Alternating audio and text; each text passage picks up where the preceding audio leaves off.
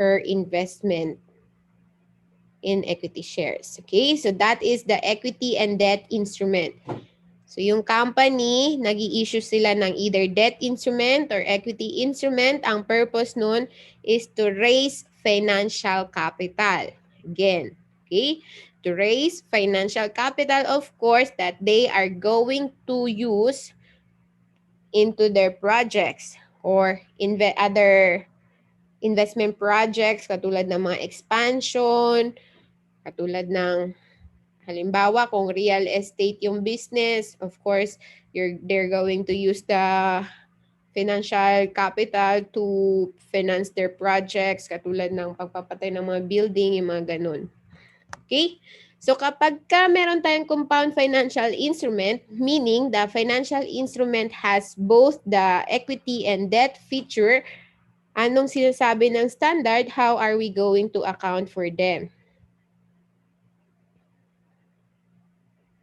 Okay? So according to the standard, we have to account for them separately. Meaning, yung equity component, i-record natin as equity. Yung debt component, i-record natin as liability. We're going to separate the two features from each other. And how are we going to do that? What amount should we recognize for the debt and for the equity?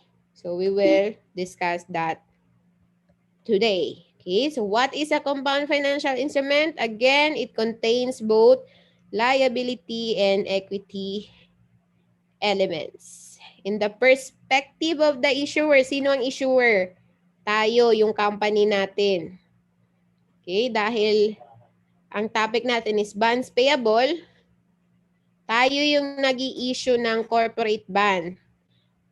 Kasi kapalit ng corporate bond na i-issue natin, babayaran tayo ng investor. Kasi kailangan natin ng financial resources. Or mag-i-issue ng shares. Kapalit nun, of course, yung cash na ibabayad ng investor. Okay?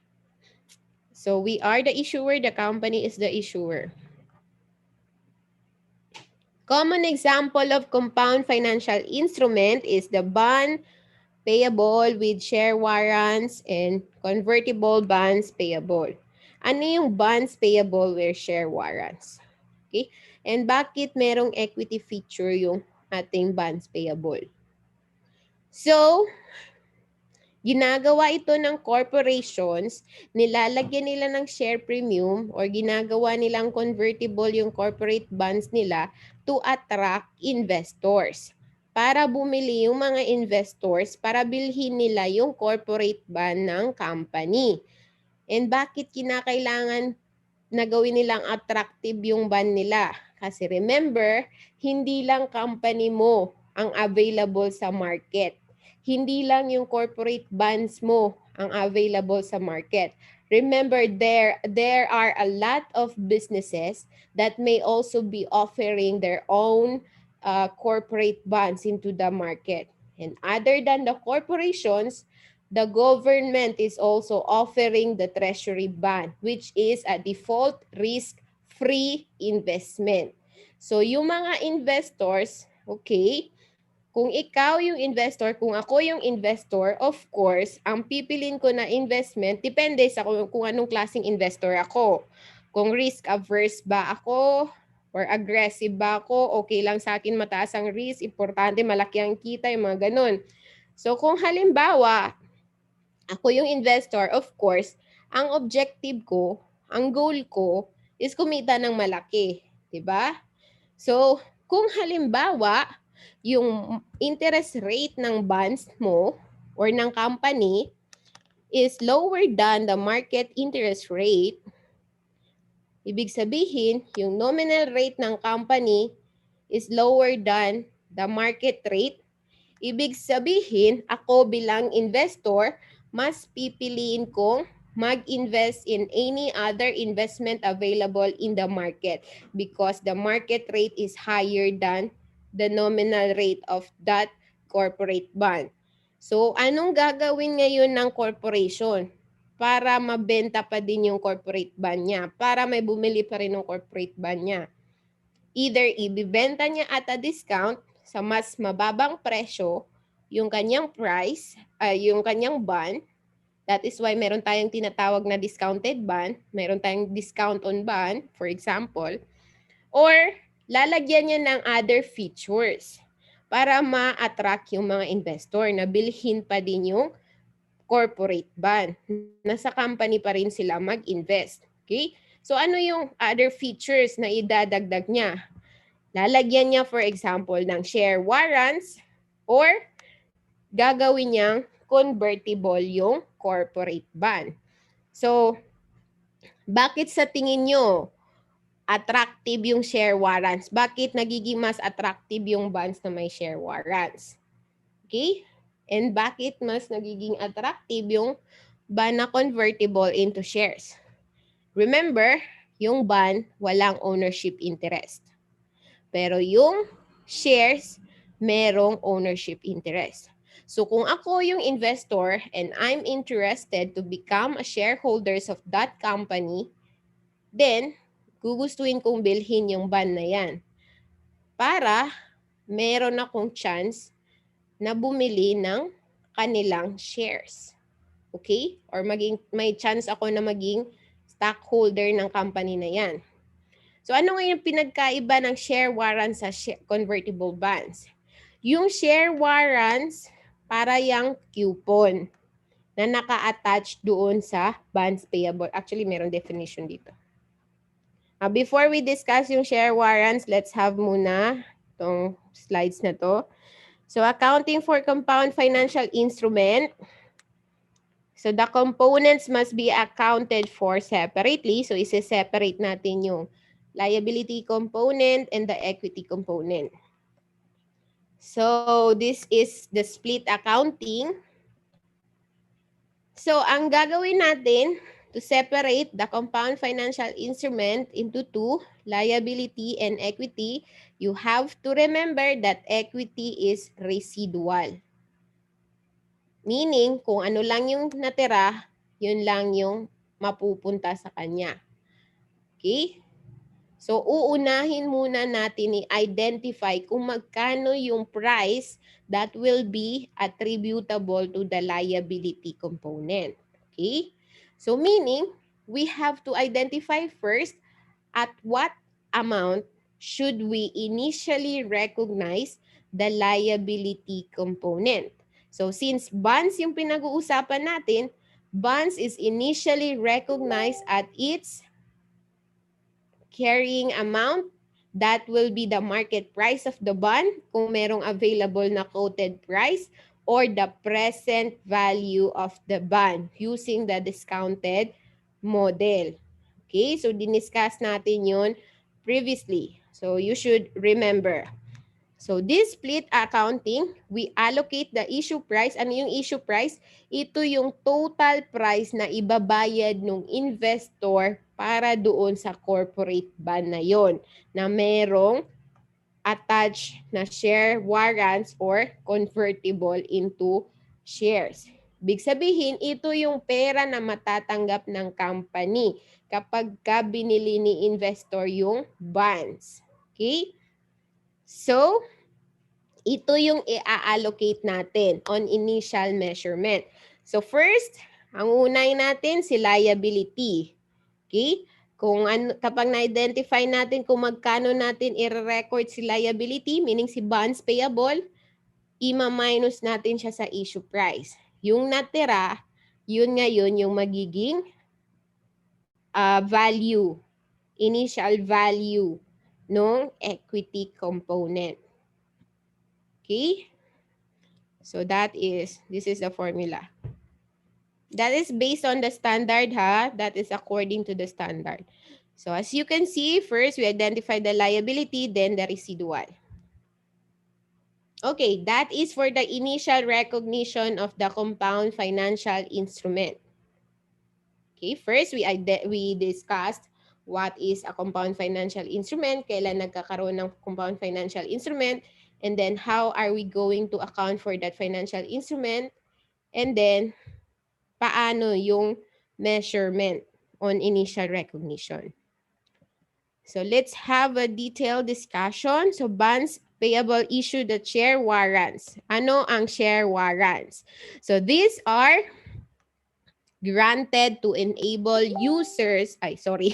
holders to acquire the equity shares at specified price during definite period. So ano yung specified price? Anong meron sa share warrants na to? Bakit mas magiging attractive yung bonds natin ng dahil sa share warrants na to? Anong pakinabang niya sa investor? Okay? So kung may share warrants ka na hawak, ikaw yung holder, ikaw yung investor, sinasabi dito, yung share warrants will enable you to buy the share at a specified price in the future. Meron definite period. Okay? Meron certain period na mag-i-expire. Kung hindi pa mag-i-expire, pwede mong bilhin yung shares. Okay? So, di ba, yung price ng shares, nag-change yan. Yung price ng shares ng isang company. For example, price ng shares ng Facebook. So, according to the recent news, napapabalita na tumataas daw yung price ng stocks ng Facebook because of the features added on Instagram, since yung Instagram is pag-aari ni Facebook, and meron daw parang feature na kagaya sa feature ng TikTok na inad sa Instagram. And because of that feature, naging maganda yung performance ng stocks ng company. Tumataas yung price ng stocks. Tumataas yung value ng yung shareholders' wealth. Okay? So kung halimbawa, ang specified price according to the share warrants, you can buy the stocks. Halimbawa lang to, hindi ito yung talagang price ng stocks ng Facebook. Halimbawa, si Facebook yung company na nag-issue ng bonds. Sabi niya, the specified price is 50 pesos. Meaning you can buy the stocks at 50 pesos. Whatever will be the price of that shares during that time. So for example, during this time, ngayon, halimbawa, ngayon natin i-redeem yung share warrants. So ngayon, dahil maganda ang performance ng stocks ni Facebook, ang price ng stock ni Facebook ay tumaas ng 80 pesos, up to 80 pesos. So, ang current price ng stocks ni Facebook is 80 pesos. So, binibenta ngayon yung shares ni Facebook, halimbawa lang ito, at 80 pesos. Pero ikaw, dahil may hawak kang share warrants, bibilin mo lang siya at 50 pesos lang. Okay? So that is the perks of having a share warrants. You will be able to purchase the stocks at a lower price compare sa kanyang market value. Okay? Makakamura ka, kumbaga. Parang katulad din ng mga yung mga coupon sa mga Jollibee, sa McDo, 'di ba? Kung may coupon kayo, may discount na 10 pesos. So dati 100 ang regular price, pero dahil may coupon kayo, 90 na lang or 80 na lang. So parang ganun yung perks ng share warrants. Okay? So yung price kasi ng stocks is very volatile. Volatile or volatile, basta ganun. Ibig sabihin, nag-change siya. Kahit isang pikit mo lang, isang kislap mata mo lang, nag-change na yung price ng stock. Okay? Kasi, the market reacts to all the available informations. Okay? Meron tayong tinatawag na efficient market theory. Okay? So, the market reacts to all the available information. Kapag napabalitang under litigation si Facebook, anong nangyayari? Bumabagsak ang price ng stocks. Kapag napabalitang ganito, may good news, tumataas na naman yung price. So, nagre-react yung market sa kung ano yung nangyayari.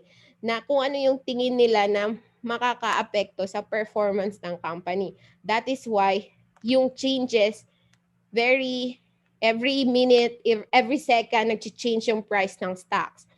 So, ganon. So, assuming mas mahal yung stocks ngayon compare dun sa price na nakalagay sa share warrants mo, then mabibili mo siya ng mas mura compare sa kanyang actual market price. So, yun yung perks ng share warrants. That is why nagiging attractive yung ating corporate bonds kapag ka may naka-attach na share warrants. Okay? So, it can also be detachable or non-detachable. So, of course, kung detachable, pwede mo siyang i-transfer separate from the, kasi ang share warrants is a negotiable instrument. You can transfer it from one person to another. Ibig sabihin, kung ako, halimbawa, nangangailangan ako, emergency, kailangan ko ng pera, may hawak akong share warrants, pwede ko siyang ibenta sa iba. Pwede ko siyang i-transfer sa iba. So kung detachable siya, pwede ko siyang ibenta separate from the corporate bond. Pwede ko siyang i-detach, kumbaga, dun sa bond. Of course, kabaliktaran ng detachable yung non-detachable. Ibig sabihin, you have to stick together silang dalawa. Yung bonds pati yung share warrants. Okay? So that is share warrants. So anong mangyayari? Account title na gagamitin natin kapag may share warrants is the share warrants outstanding. Okay? Share warrants outstanding. Ito yung magiging account title natin for the share warrants. Okay, on to the, di pala na-erase ito. Okay, so meron ng mga annotation, paki-disregard na lang. I'm sorry, hindi ko na-erase. Okay, so let's have an example. So alam na natin ngayon, we have to separate the liability and equity. And then, anong next na gagawin natin?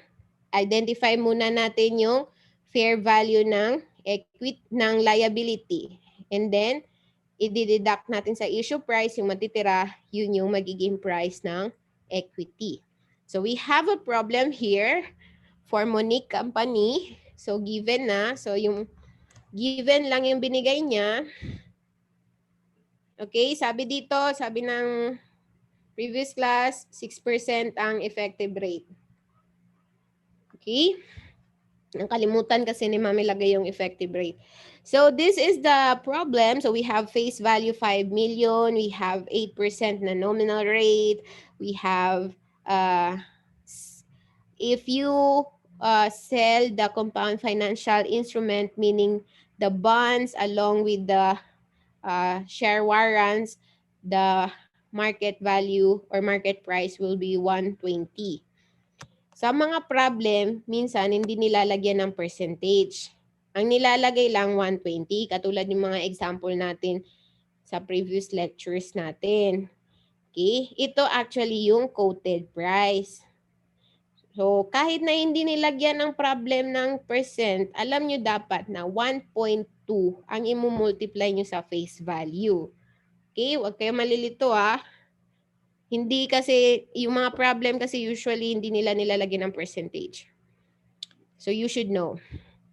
So the bonds is selling at only 114.7% kung ex warrant. Ito ngayon yung fair value ng bonds without warrant, without the share warrants. Ito ngayon muna yung i-identify natin, yung liability component. So kapag na-identify natin yung liability component, i-deduct natin sa total price ng compound instrument. Yung matitira will be the equity part. Dito, ang binigay is the quoted price. Okay? 'Di ba? Fair value ng bond, first, kung may binigay na quoted price, yun yung gagamitin nyo. Pero kung walang binigay na quoted price, yung effective interest ang gagamitin ninyo to discount the bond using present value method. Okay? So kapag ka binigay yung dalawa, quoted price pati effective rate, ang gagamitin nyo is yung quoted price dahil yun ang market price or market value ng bonds. Okay? So gagamitin nyo lang yung effective rate kung walang quoted price or walang market price. Tatandaan nyo yun. So each bond has one warrant. So each bond, Big sabihin dito ng each bond, ito kasing 5 million, this is, ang denomination niya is 1,000. Meaning, ang breakdown niya is 1,000. So, 1,000 each corporate bond. So, ibig sabihin, kung 1,000 each corporate bond and 5 million pesos yung total, ilang corporate bonds ang meron dyan? So, to identify, you have 5 million, divide yung denomination na 1 million, 1,000, you will get 5,000. Ibig sabihin, ang total bonds issued is 5,000 bonds. This is the number of bonds. Hindi to monetary amount ha. That is the number of bonds. 5,000. So sabi niya, each bond is convertible, each bond has a share warrant. Meron siyang share warrant that can acquire 4 shares. So for each warrant, you are entitled to acquire 4 shares at 30 pesos. Ibig sabihin, bibilin mo yung shares, if ever ni-redeem mo yung share warrants, bibilin mo yung shares at 30 pesos. Kahit na magkano yung existing price or current price ng shares. Okay, bibilin mo siya ng 30 pesos lang. Okay, so we have also the par value. Of course, you need that par value kasi yung shares is always reported at par value. Any excess, any excess of the total any excess from the total consideration, meaning kung ano yung sobra sa total consideration after deducting the par value of the shares will be your share premium or yung tinatawag ninyong additional paid-in capital. Okay, sinabi niya dito, annual interest payment. Okay. So, let's continue. So, first, we're going to identify what is the price attributable to the liability. So, of course, kung ano yung market value ng bonds, yun yung magiging price niya. So, ang bonds was quoted at 114.7 ba yun? Tama ba pagkakaalala ko? So, this is the price of the bond. Ito. So, i-deduct nyo sa total consideration. Ano naman yung total consideration? Yun yung total amount na ibabayad. Ayan o, selling price with warrants. Total amount na ibabayad ng investor doon sa compound financial instrument. So, ibabawas nyo muna yung liability component. Yung residual, yung matitira, yun yung equity portion. Okay? So, ang mangyayari, of course, this is issued at a premium. Bakit issued at a premium? 6% yung effective rate. Ang nominal rate, 8%. Mas mataas ang nominal rate kaysa sa effective rate. So, the bonds were issued at premium.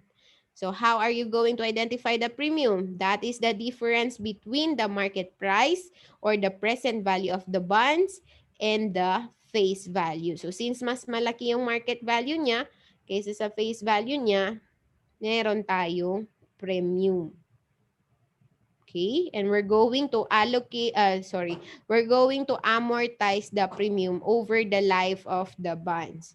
Just like what we did on our previous lectures.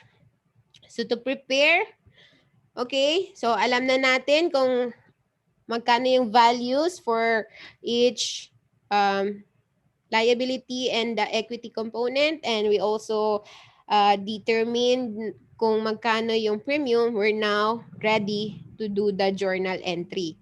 So, i-record mo debit, cash, dahil tayo yung company, point of view ng company. Anong na-receive ng company? Of course, the cash paid by the investor or yung perang ininvest ng investor. i-credit mo yung bonds payable. This is always, again, reminder, at face value. And then, the premium on discount, premium on bonds payable, at saka yung share warrants. So, yun yung nadagdag, yung share warrants outstanding. So, yung cash will be reported under the asset section of the balance sheet. Yung premium on bonds is a liability.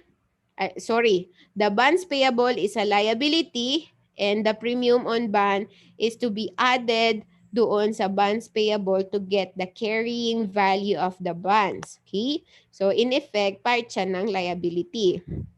And then, yung share warrants outstanding will be classified as part of your equity. It will be, it becomes part of your share premium. Okay? So, ka-classify siya as part of your share premium under the equity section of the balance sheet. So, we have the bonds payable as the liability and the share warrants outstanding as the equity component. Okay? So, that is the journal entry for initial recognition, meaning the date of issuance. So next, of course, magkakaroon tayo ng interest payment. So sabi ng problem, interest is paid yearly. So ibig sabihin annual yung interest payment natin. So hindi na natin to i-discuss kung paano yan nakuha, na-discuss na natin yan last meeting. Pero ang kaibahan lang, premium siya. So how did we get 344,100? That is the carrying amount of the bond. Ito, yung 5,7,350, dahil yan yung initial carrying amount niya, multiply by the 6% na effective interest rate. That will be your interest expense. Okay? So, compare that one to your actual interest payment, which is computed by multiplying the nominal rate to the face value of the bond. You will get 400,000. So, that is 8% times 5 million. Okay, so you will get 400,000. So the difference between the two is the amortization of the premium. Kung mapapansin nyo, mas malaki yung interest payment kaysa sa interest expense. Bakit? Kasi nga, issued at a premium yung bonds. Diniscuss natin yan last meeting. Sana natatandaan ninyo. Okay? And then, of course, credit to cash. Kasi binayaran nyo yung interest. Cash. So that is the journal entry for interest payment. So what if the warrants were exercised? Okay? Meaning, ni-redeem ng holder yung warrants. Anong magiging entry natin? So number of shares acquired, sabi niya, di ba sabi niya, for each bond, merong isang share warrant. And that share warrant is entitled for 4 shares. So kung meron kang 5 million pesos na total value, face value of corporate bonds issued, and the denomination of that 5 million is 1,000, you will get the 5,000 number of bonds. Ganon kadaming bonds ang na-issue mo. 5,000 bonds multiplied by the 4 shares, okay, na entitled ang holder according to the share warrants. Ibig sabihin, you will get 20,000 shares. Ibig sabihin, the holder of the share warrants is entitled to acquire 20,000 shares at 30 pesos only. Okay? Kahit na ang existing market price ng stocks ay mapa 50 mayan or 70 or higher. Of course, kung ako yung investor, hindi ko i-exercise ang 30 kung mas mababa sa 30 ang price ng bonds. Kasi lugi ako dun. So, malamang i-exercise ko yun kung alam ko na may gain ako. So, that is, kung mas mataas sa 30 pesos yung price ng bonds, then it will be beneficial for me to exercise or redeem the share warrants. Kasi mabibili ko ng mas mura compare sa market price yung shares. Mabibili ko siya ng 30 pesos lang. That is the perks of the share warrants. Mayroon kang fixed price. Kahit na mas mataas dyan yung actual current price ng shares. So, ano mangyayari kapag na-exercise niya yung share warrants? Ibig sabihin, bibili siya ngayon ng shares ng company. And bibili niya yung 20,000 shares at only 30 pesos. So, kapag nagbenta ng shares, ano bang entry? Of course, mag-record tayo ng share capital or ordinary share. And then, share premium kung may sobra yung consideration. So, anong matatanggap ng company? Yung cash, syempre, na ibabayad ng investor. That is 30 pesos times 20,000 shares. So, meron tayong cash and then, i-de-recognize or ika-cancel natin ngayon or ililipat lang natin sa share premium yung share warrants outstanding. Kaya, ganito ang journal entry natin. Tatandaan nyo, yung share capital, itong nakabox dito, is always reported at par value. Okay? Any excess of the total consideration from the par value, excess yung sobra niya, after deducting the par value, will be charged to share premium.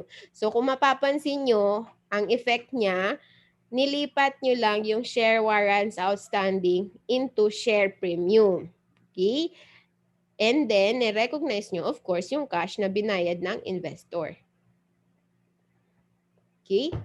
So, you have there the accounting for share compound financial instruments, that is bonds with share warrants. Any question?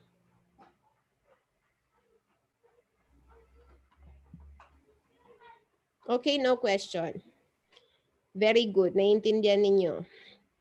Ayan, note. May note tayo dito. The share warrants outstanding is presented, sinabi ko na yan kanina, in the shareholders' equity as part of the share premium. Okay, so what if walang market price? Of course, kung walang market price, anong gagawin nyo? Discounted method. You are going to use the effective interest rate. Diniscuss na natin yan last meeting. By this time, dapat expert na kayo mag-identify kung anong price ng bonds or present value ng bonds at initial recognition. So halimbawa, meron tayong halimbawa, si Zamboanga Company. So walang quoted price yung bonds natin. So para malaman natin kung magkano, ito 'di ba?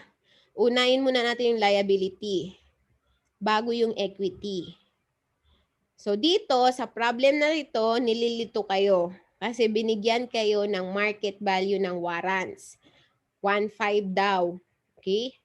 So baka ang gawin nyo, equity is 1.5. Baka ganyan ang gawin nyo. Mali yun, okay? Tatandaan nyo, mali yun. Bakit? Kasi sinasabi ng standard, unahin nyo yung liability. Hanapin nyo muna kung magkano yung liability. Kung ano yung matitira, yun lang yung mapupunta sa equity. So, paano natin ngayon hahanapin ang fair value ng bonds na hindi binigay ang quoted price? You're going to use the effective interest rate to discount the bonds. Kung paano ginagawa yan? Go back to our previous lecture. Diniscuss natin yan previously. So, we have,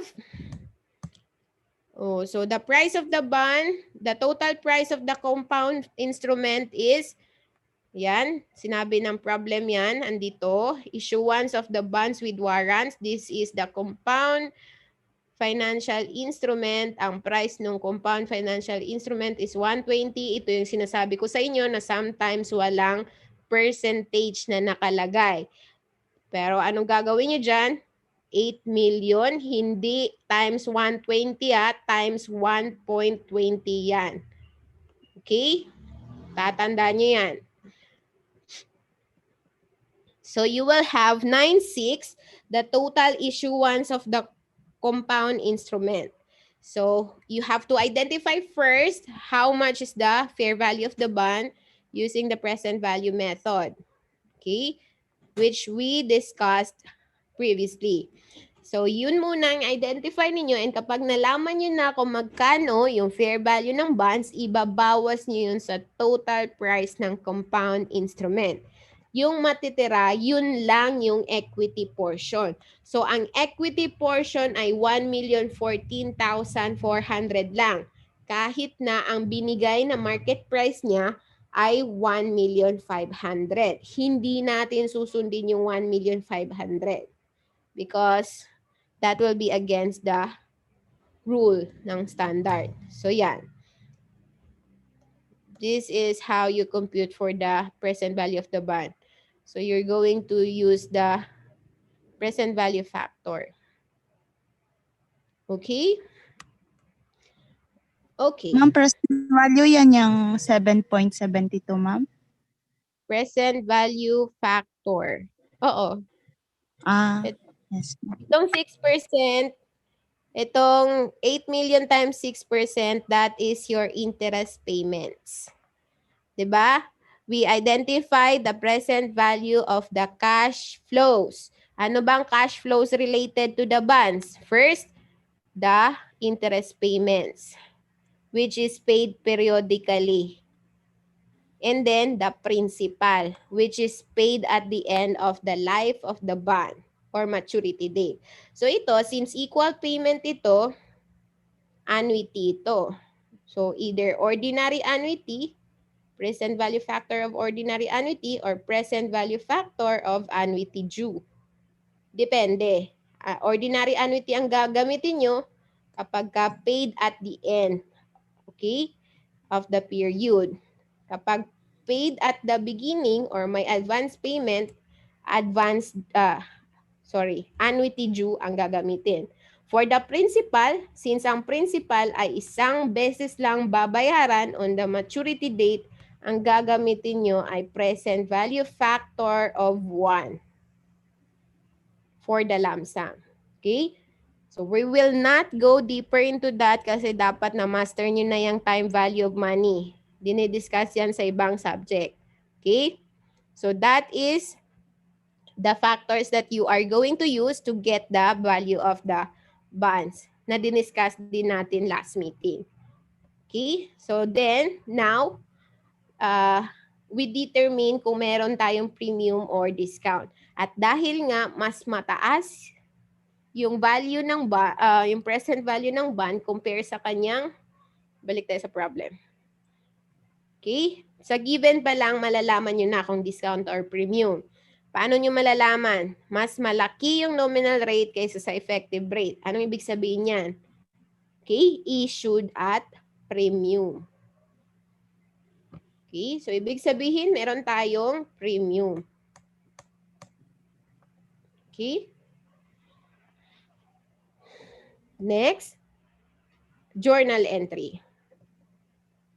Okay, so how much is the total cash received by the company? That is 9.6. Yan yung total proceed ng compound instrument. And then, we have the liability component. Again, bonds payable is recorded always at face value. Okay? And then, we have the premium. Okay, normal balance ng premium is credit balance, of course. Ina-add natin yung unamortized premium sa face value ng bonds to get the carrying value of the bonds. And other than that, we also have the share warrants outstanding, which will be reported as part of your share premium on the equity section of your balance sheet. Okay? So that is for the accounting for compound financial instrument, bonds with share warrants, and kapag ka walang market price or quoted price yung bonds. Okay? So that's it. Dapat Yes, master niyo na ito Dapat alam niyo na kung paano mag-identify ng initial carrying amount ng bonds. Okay? Again, ulitin ko, kung mayroong binigay na quoted price, yung quoted price, ang price ng bond. Kung walang binigay na quoted price, you have to do the discounting using the effective interest method. Pero kung binigay yung dalawa, ang first choice dapat ay yung quoted price kasi yun yung existing market price ng bonds. Gagamitin mo lang yung effective interest method of discounting the bond kapag hindi available yung market price. Pero, although yung quoted price or your market price ang ginamit mo, yung pag-amortize mo pa rin ng discount or ng premium is through the use of effective interest rate because that is the requirement of the standard. May nagtanong kasi, ano daw gagamitin? Effective interest method ba daw? Kasi 'di ba remember meron tayong straight line method. So the requirement of the standard is effective interest method. So kapag ka-silent yung problem, you're going to do effective interest method. Pero kung sinabi ng problem na use straight line method, that's the time you're going to use straight line method. Pero kung hindi yun sinabi ng problem, ang gagawin nyo, you're going to amortize the discount, the premium, or the bond issue cost using effective interest method. Okay? So that's it.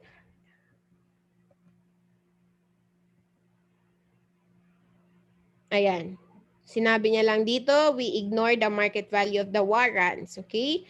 Kasi depende din kung halimbawa, kung sakali lang nag-equal din talaga yung na-compute natin dito, nag-equal din talaga into 1.5, then you can actually use 1.5. Pero since hindi siya nag-equal to 1.5, hindi 1.5 ang gagamitin nyo. You stick to the rule of the standard. Unahin nyo munang i-identify yung liability. Yung matitira, yun yung para sa equity. Okay. So, we're done with the initial recognition.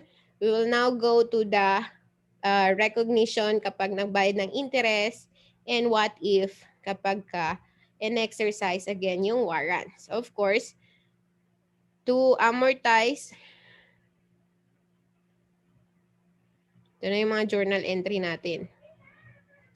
Okay, so these are just the basic journal entries involving the amortization ng bonds. You know this, okay? Na-discuss natin to previously. Dito lang, ito lang yung bago dito. Ito. Tsaka itong dito sa initial measurement. Okay? So sa initial measurement, meron lang nadagdag na share warrants. And what if in-exercise again? Okay? So kung in-exercise niya yung share warrants, you will have 16,000 shares. That is based on your given. Mahirap kasi magbalik dun sa problem kasi isa-isain ko pa ganyan. Ay, sige na. Okay, so let's get back to the problem. Let's review. Sinabi ng problem, the bond has a share warrants that can acquire 16,000 shares at 150. Okay? So, ang par value ng shares natin is 100. So, ibig sabihin, kung in-exercise niya, the total proceed of the company will be 16,000 times 150.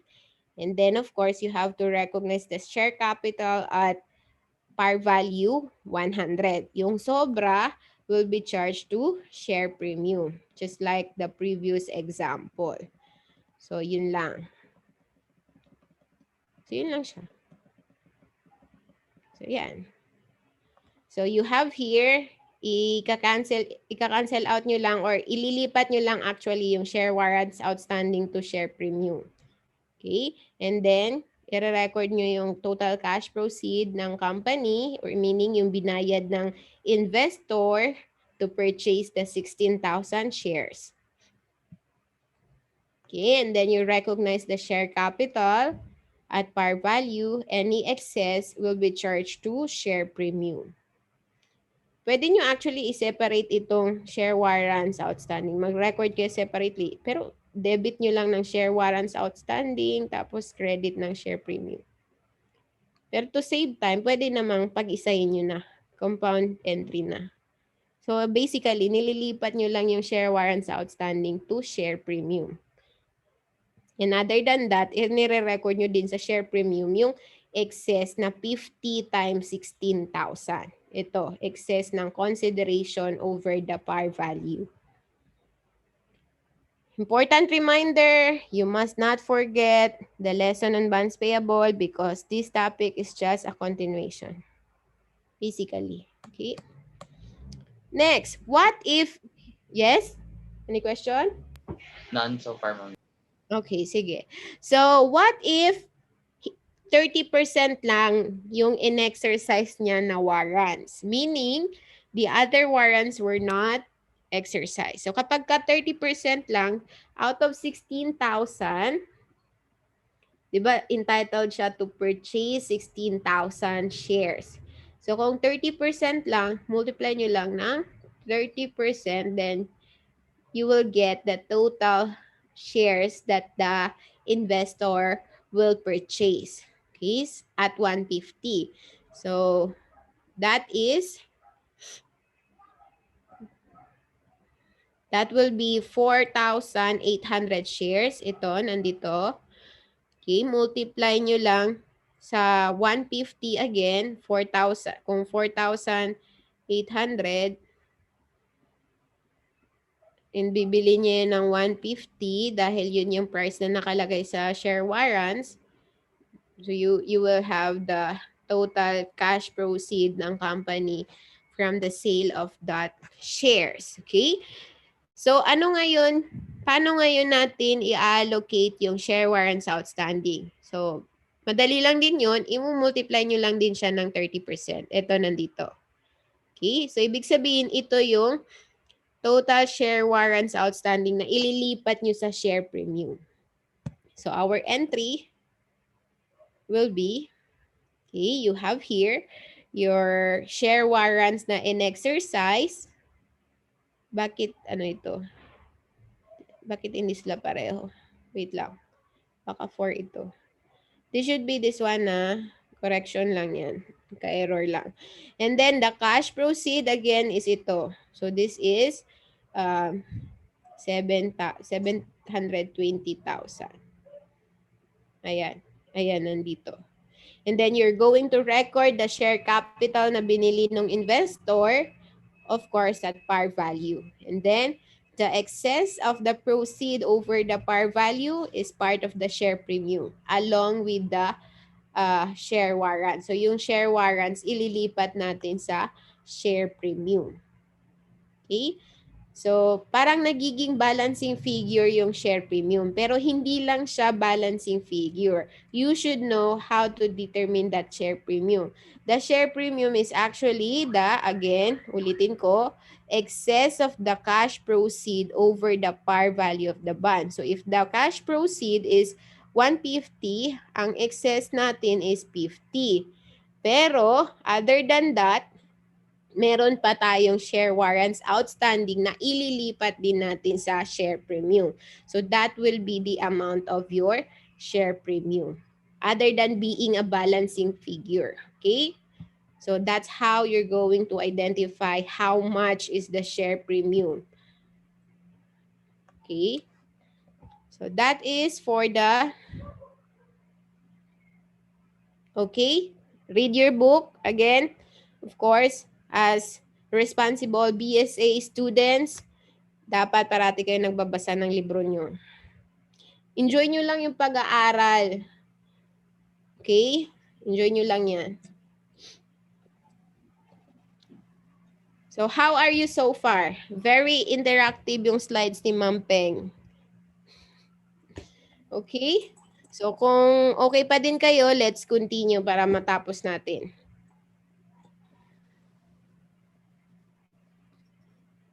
So, we're done with share warrants. Yes? May question? So, tapos na tayo sa share warrants. Kung wala kayong tanong, we will now proceed to convertible bonds.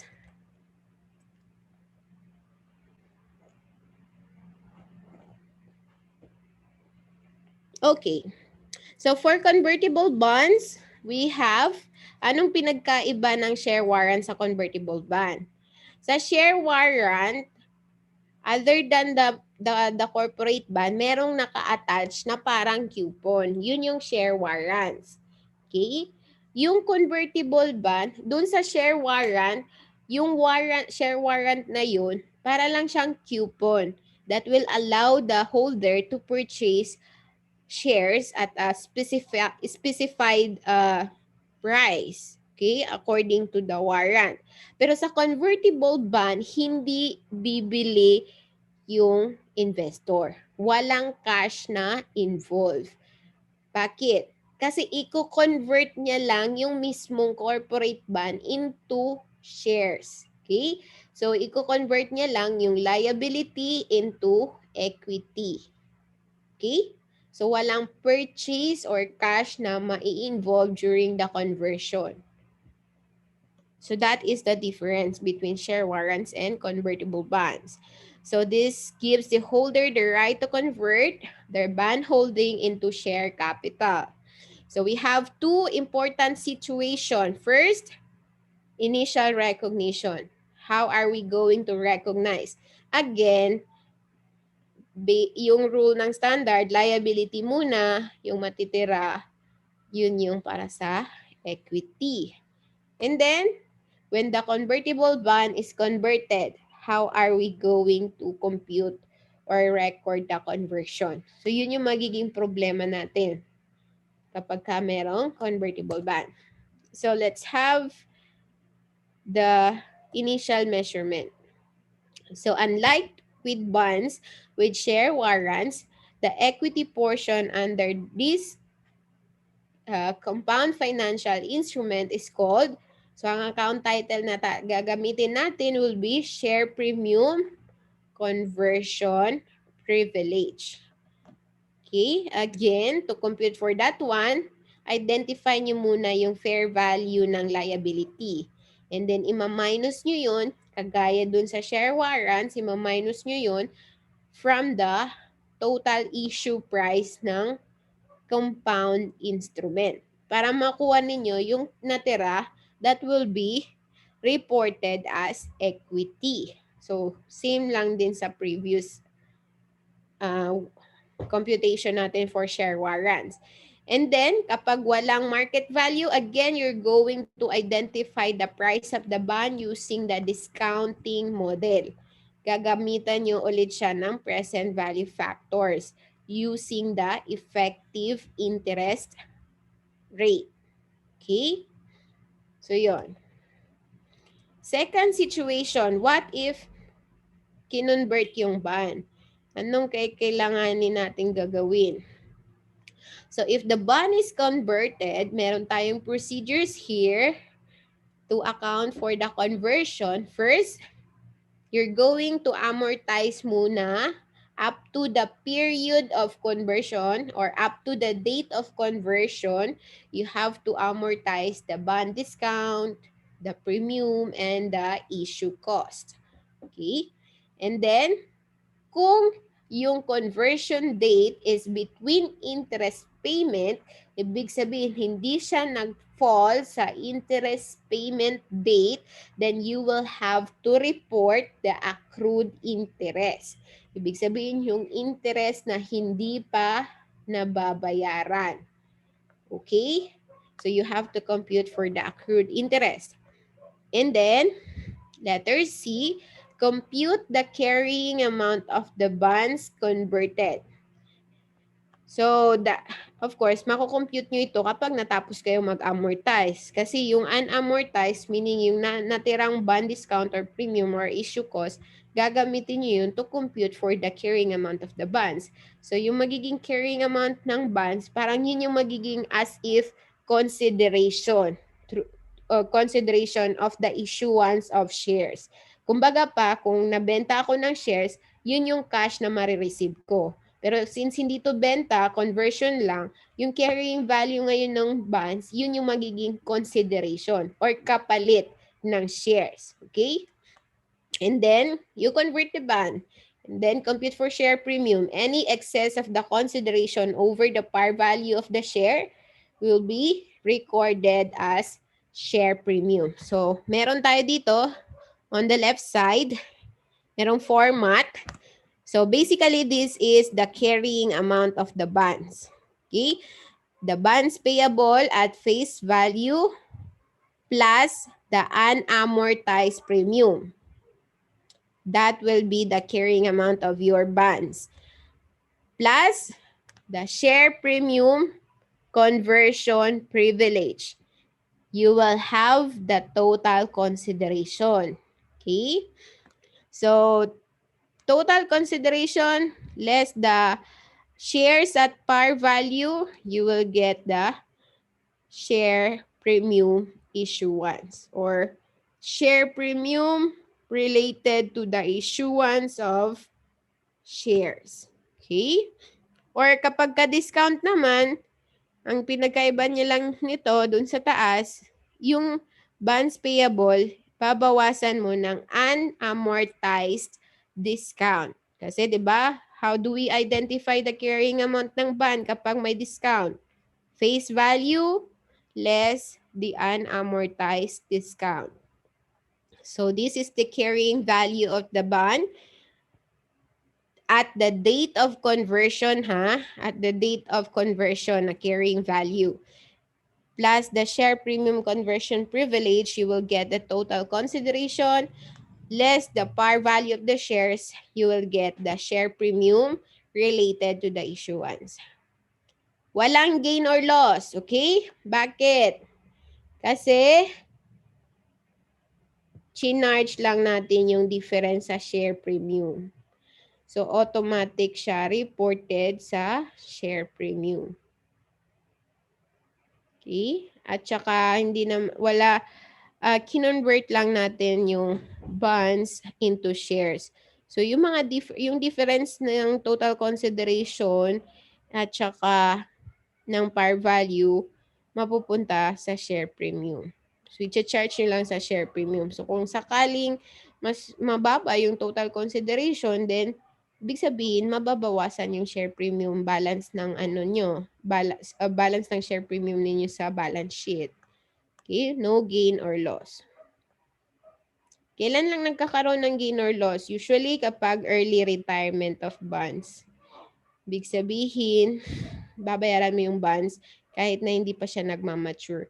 You will have to pay for it at a higher price. Kasi it will not be fair to the investor.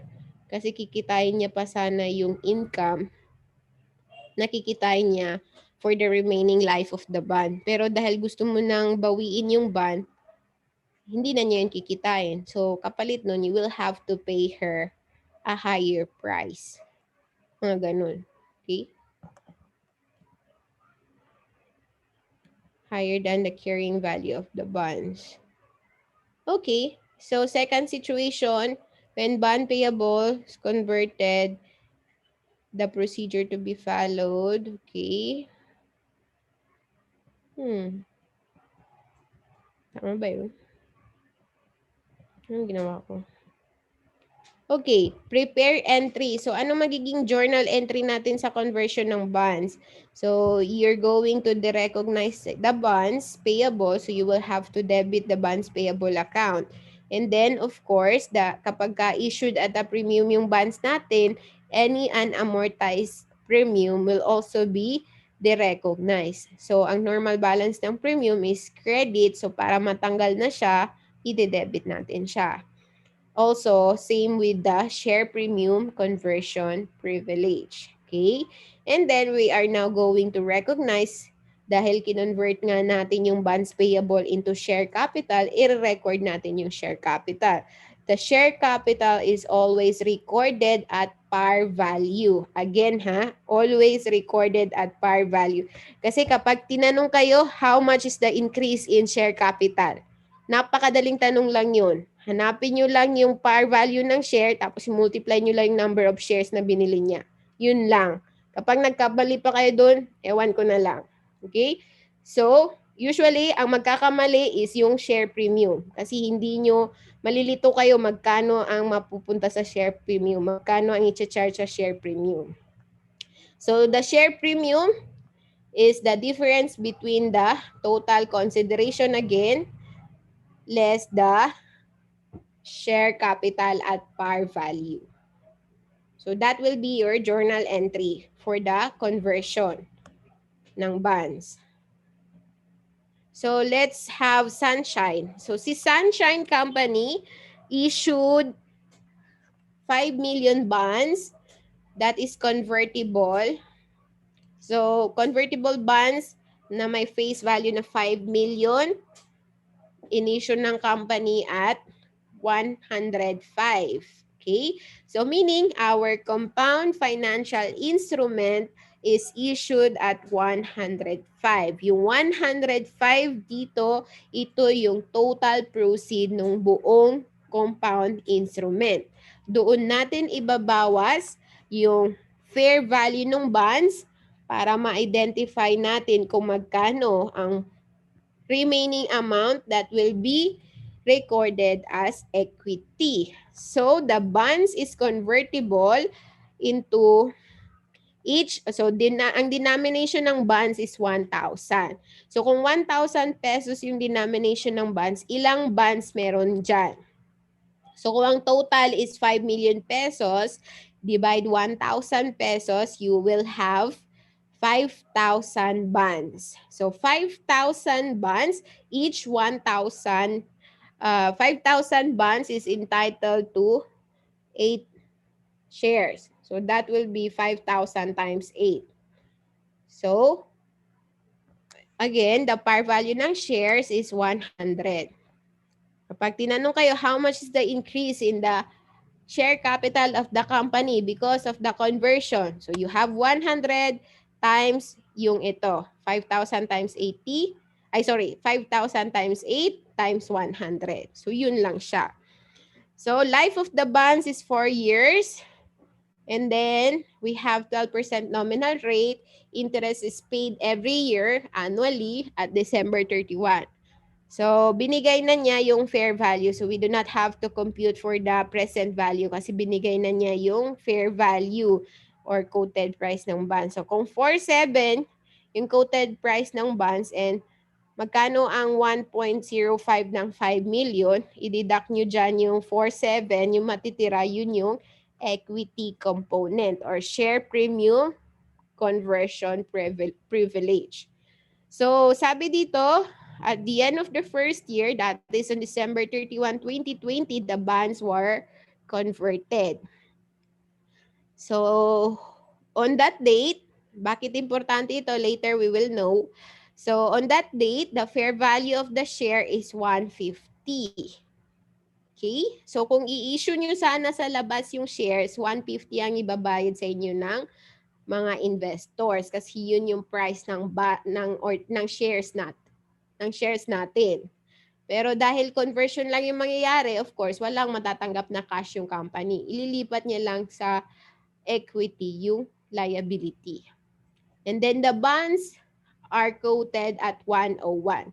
Kasi may example dito ng retirement, early retirement ng bond. So the bond will be retired at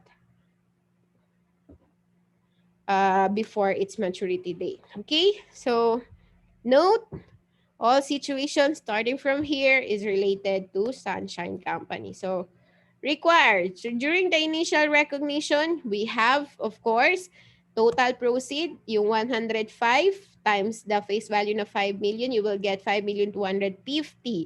Ang carrying value ng bonds natin is 47. So, 47, ima-minus natin sa 5,250 yung 47, yung matitira na 550, yun yung share premium or equity component. So dahil 47 yung price ng bonds and ang face value niya ay 5 million, may difference na 300,000. Mas mababa ngayon yung fair value ng bonds kaysa sa face value niya or yung market price niya compare sa face value niya. That is why yung 300 difference will be classified as discount. Okay, so i-debit natin yung sa discount. So, ayan. Okay? So, yun lang siya. Di ba? Madali lang. And then, of course, you're going to amortize the discount and pay the interest. So, yan lang din yung diniscuss natin previously. So, debit to interest expense, i-credit nyo lang yung amortization ng discount, and of course, yung bayad ninyo sa interest. Again, how are you going to identify the interest expense? That is the carrying amount na 4,700 multiplied by the effective interest rate na 14,000. Ay, 4,700,000. So the difference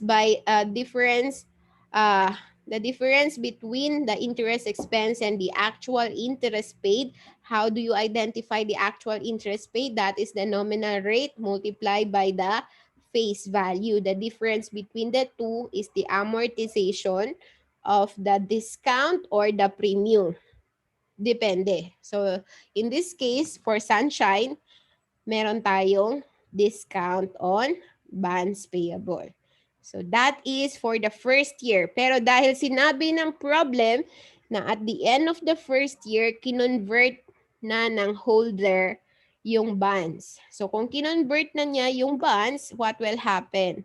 Ano yung another entry natin? Okay, so this is just an amortization table. You know this, diniscuss natin to last meeting. So this will be our entry for conversion. Sorry. So for the procedure, again, amortize muna yung discount. Okay, you're going to amortize the discount, premium, and issue cost up to the date of conversion.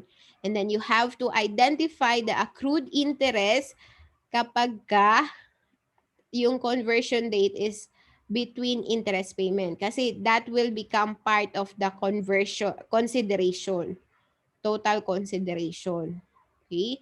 So, dagdag pa yan sa magiging liability. Kumbaga, liability kasi yan ng corporation. So, it will be included as part of the consideration, kumbaga. And then, you have to compute the carrying amount of the bonds up to the date. Yung carrying amount niya at the date of conversion. So, since na-compute mo na yung na-amortize mo na yung discount or yung premium or yung issue cost, you have your unamortized unamortized discount, premium, or issue cost. So, i-charge nyo yun against or i-add ninyo sa face value ng bonds to get the carrying amount of the bonds. And then now, you can convert the bonds and compute for the share premium related to issuance of shares. And prepare your journal entry. So this will be your journal entry. Okay, again, you're going to derecognize the bonds. So to derecognize the liability, i-debit nyo siya.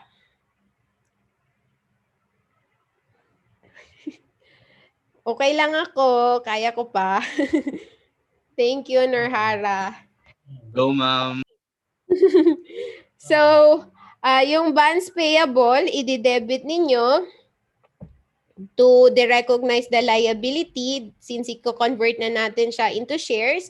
So, along with the share premium conversion privilege. So, di ba, previously, on initial recognition, ni-record natin yung share premium sa credit kasi it's part of the equity. So, since ililipat natin siya into share premium related to issuance, i-debit natin siya. And then, also, you're going to derecognize the unamortized discount on bonds. So, i-credit nyo siya. Kasi diba, the normal balance of the discount is debit. So, i-credit natin siya to recognize the account. And then, of course, you're going to record the share capital. Kapalit ng bonds payable. So, you're going to record the share capital at par value. So, par value, and then the difference, yung excess ng total consideration, so ito ngayon yung magiging total consideration ninyo. Carrying value ng bonds plus the share premium conversion privilege. Okay? Less the par value of the total shares, you will get your share premium for issuance. So this is the computation. Okay? So katulad lang nung nasa example. Ang wala lang sa example dito is what if yung conversion nangyari between interest payments. Okay? So i-discuss ko na lang yung next meeting kapag may time pa tayo after discussing your assignment. Okay? So next, we will have what if hindi lahat kinonvert? So only a portion of the only a portion of the bonds were converted into shares. So ang mangyayari, yung share premium attributable to the share premium conversion cycle attributable to that portion will be yun lang yung i-recognize natin or ililipat natin sa share premium. Okay, so since 2 million lang yung ni-retire, of course, 2 million, to identify the carrying value of the 2 million, you have to identify kung magkano yung unamortized discount that will be allocated to the 2 million. So to identify that one, kukunin nyo lang yung equal distribution kumbaga. So kung ang total, magkano ba yung total unamortized discount natin? So kung ang total unamortized discount natin is 242, this is for the whole 5 million. Di-divide nyo lang siya into 5 times 2 para makuha ninyo yung unamortized na related para doon sa 2 million. Or multiply it by 2 over 5. So, ganun din yung gagawin nyo doon sa share premium. Okay? So, share premium. So, ito ngayon yung ma-charge into share premium issuance related to issuance during the conversion. So, you will have your total consideration, compare it to the par value of the share. So, since 2 million lang yung kinonvert, so of course, sabi ng problem, for each 1,000 bond, you are entitled for a total of 8 shares. So, 2 million divide 1,000, ang number of bonds converted into shares is ilan? 2,000. Okay? So, 2,000 times 8 shares. So, you have ilang shares times the par value na 100, you will have 1,600,000 na share capital at par value. So the difference between the total consideration and the par value of the share will be your share premium. Okay. So anong mangyayari? Dahil kalahati lang yung kinonvert, kasi di ba at specific date lang kasi yung conversion, may certain conversion period. May option kasi yung holder na i-convert yung bonds or i-retire yung bonds or hintayin niya na mag-mature yung bonds. So kung ayaw mong i-convert yung bonds, hindi mo na lang siya i-convert, hihintayin mo na lang na mag-mature siya and mabayaran ka ng principal. Or pwede rin siyang i-retire agad even before maturity date, pwede din siyang i-retire ka agad ng company. So dahil kalahati lang or 30% or 2 million lang yung kinonvert mo, ang mangyayari, you have this entry during the conversion. So bonds payable na 2 million yung kinonvert mo lang, and the related discount, this is computed again 2 over 5 times the total unamortized discount. Okay, and then the share premium conversion privilege related to that 2 million na bonds payable. Okay, then share capital and share premium. So carrying amount of the bonds payable, what if the bonds were not converted? So kung hindi in-exercise ng holder ng bonds yung kanyang right to convert the bonds into share, ito ngayon yung mangyayari. Okay? The carrying amount, the following information must be available. Of course, you know how to compute for the carrying amount of the bonds. The quoted price of the bonds, convertible bonds with privilege, at saka yung quoted price niya without conversion privilege. So you are now going to identify how much is the quoted price of the bonds. And then, you're going to prepare the journal entry. So, anong mangyayari? What if the bonds were not converted? So, ang mangyayari, you have the carrying amount. Kung babayaran mo yung bonds, ibig sabihin nito, nire-retire ng company yung bonds. Binabayaran na nila yung bonds kahit na hindi pa nag-mature yung bonds. Early retirement ang nangyayari dito. Okay? So usually, kapag early retirement, merong gain or loss. Okay? Ang gain or loss is, of course, this will be reported sa income statement natin, and this happens because of the difference between the payment or yung ibabayad ng company dun sa holder ng bond and the carrying value of the bond. So kapag mas malaki yung binayad ng company compare sa carrying value ng bond, then ibig sabihin, merong loss. Kung the other way around naman, ibig sabihin, may gain ang company. Okay? So we have, assuming, katulad sa kanina sa given, we have 101 quoted price of the bonds. Okay? With conversion privilege. So yung 101 applies to the compound financial instrument. And then the quoted price of the bonds without the conversion privilege is only 98. So let's see kung meron tayong gain or loss. So hindi siya kinonvert pero ni-retire siya.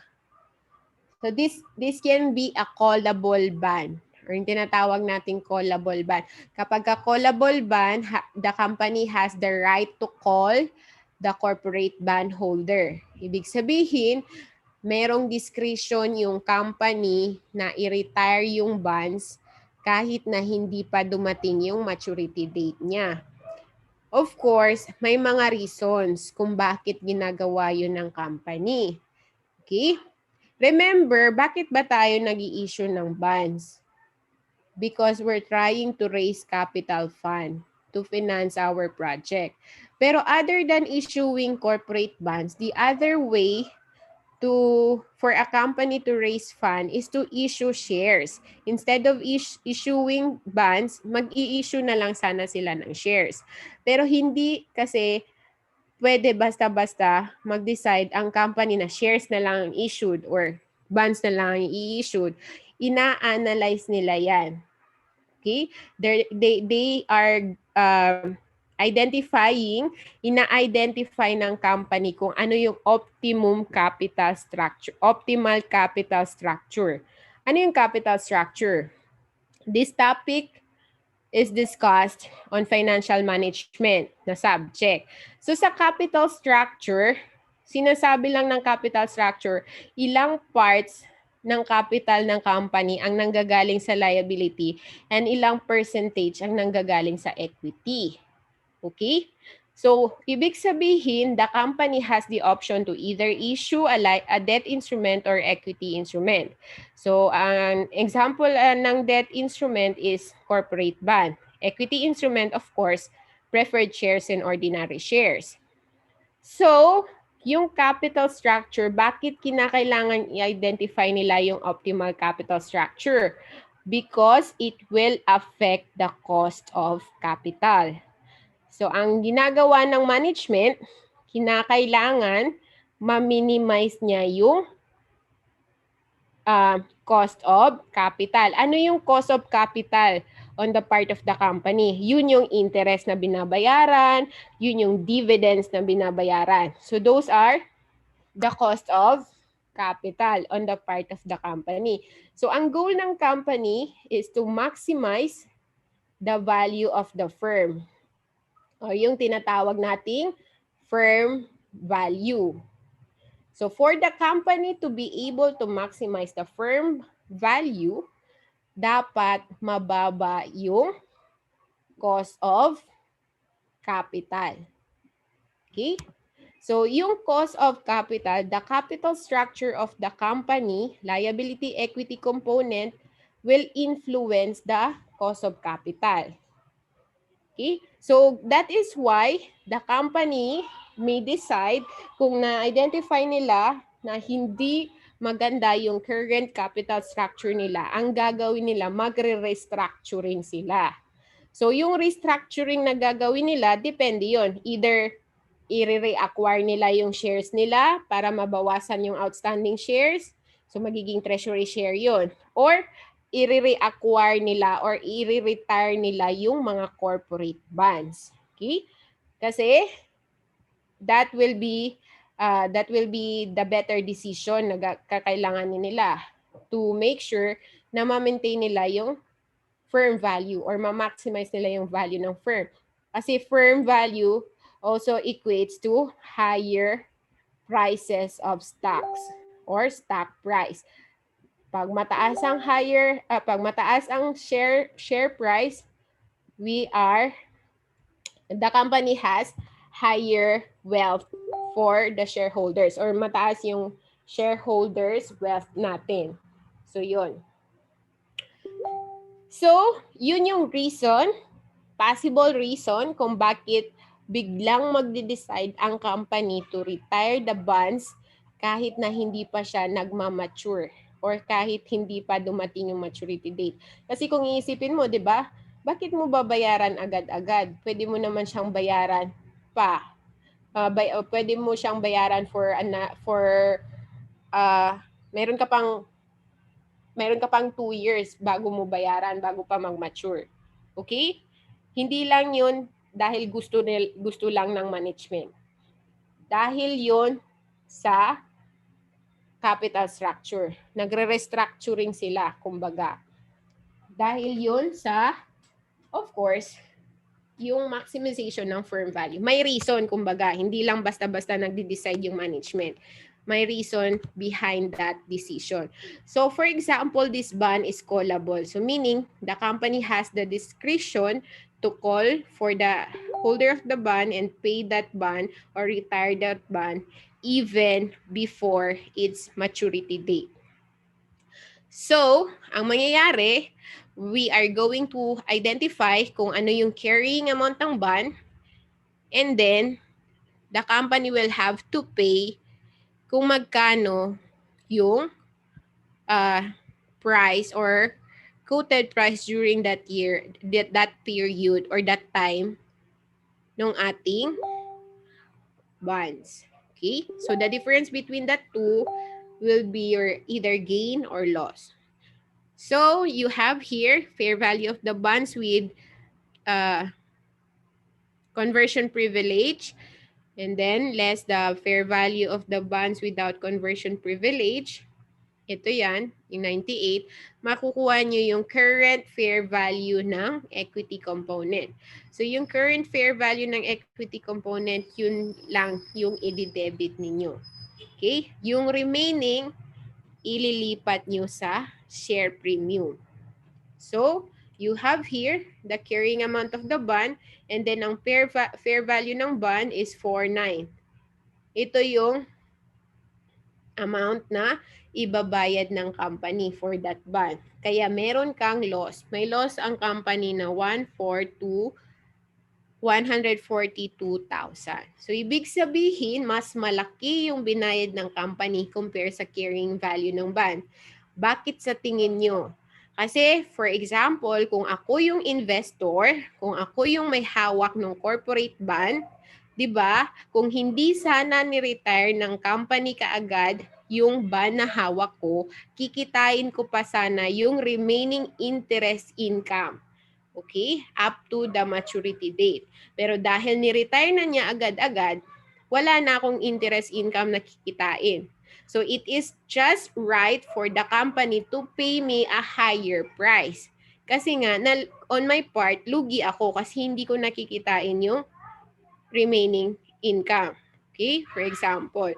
So the company will now pay me a higher price. So sa point of view ng company, balik tayo sa point of view ng company, dahil mas malaki yung binayad nila compare sa carrying amount ng bond, magcha-charge sila ngayon ng loss. So magre-report sila ng loss on retirement or extinguishment of the bonds or loss on early retirement of the bonds.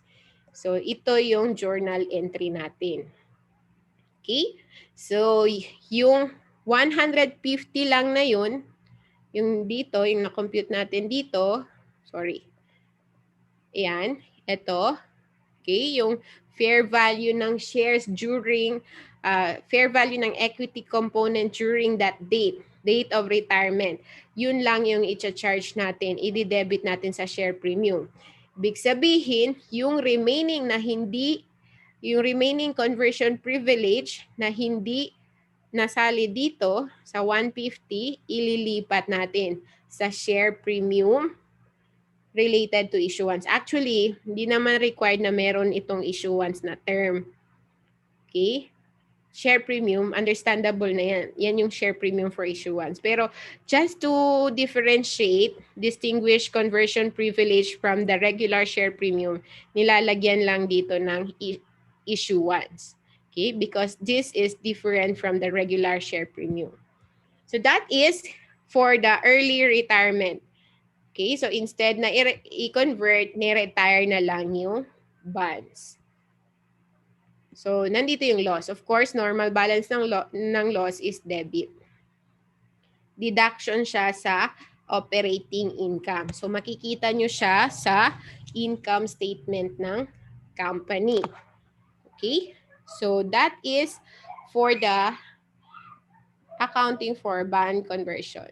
So, what if the bond is not converted but paid on maturity? So kung halimbawa walang early retirement, of course, kung walang early retirement, madali lang ang entry. I-recognize nyo lang yung bonds payable. Kasi maturity date, by that time, na-amortize na lahat ng discount or premium or bond issue cost. Nabayaran na din lahat ng interest. Bali, ang remaining liability lang ng company will be the principal amount of the liability, which is the face value of the bonds. So, dahil babayaran nyo na siya, tatanggalin nyo na siya sa balance sheet, i-debit nyo siya, bonds payable. And then, i-credit ninyo kapag ka may sinet aside kayo na fund for payment of that liability, yung tinatawag nating sinking fund, so ang credit nyo is sinking fund.